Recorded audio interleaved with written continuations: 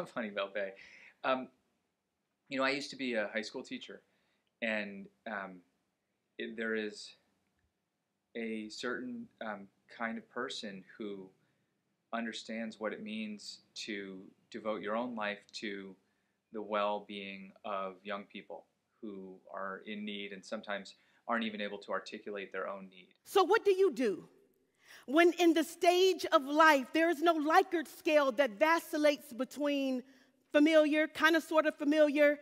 There's only a yes or a no, a true or a false.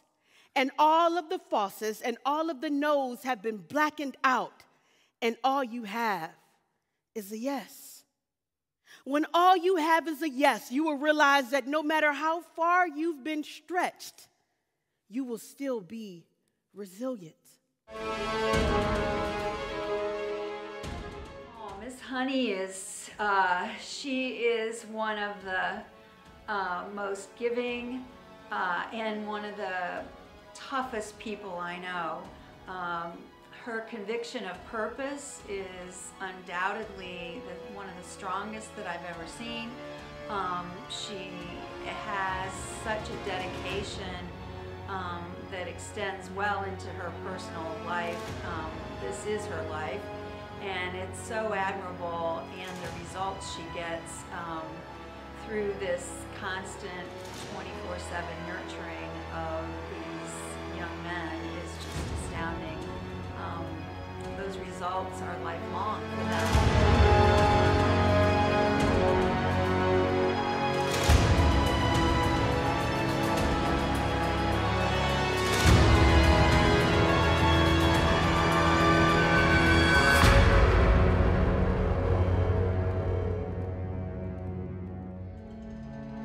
What I love most about Honey Bell Bey is how she takes each touch point with a person and turns it into a positive experience.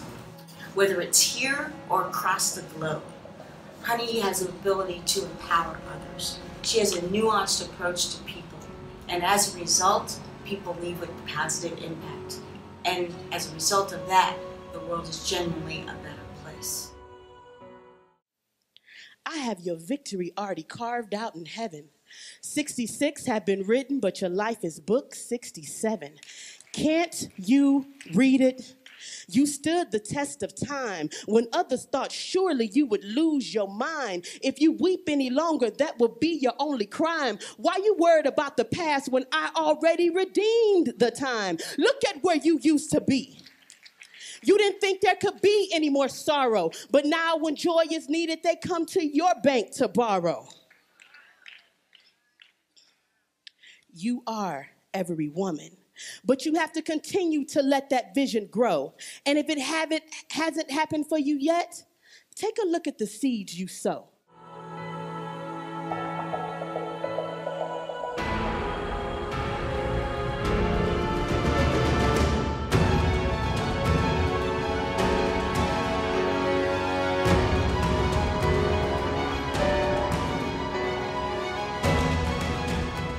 Originally, I had a passion, this is almost 12 years ago, to combine my love for urban youth and positive youth development with my second love, which is poetry. And so living on 79th in the Huff community and working directly on that same street, I wanted to create something that gave me the opportunity to work with both of those things. And at the time I was writing and writing and writing so much poetry.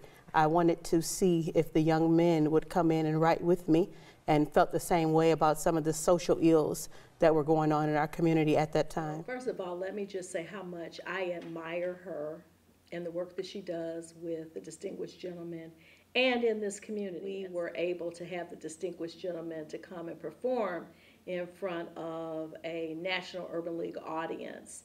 And we were at the Underground Freedom Railroad Center for that performance, which was equally as special in Cincinnati, and that was a great memory. There is almost nothing more powerful than watching these young men perform and recapture and reanimate the words of the leaders who have gone before us.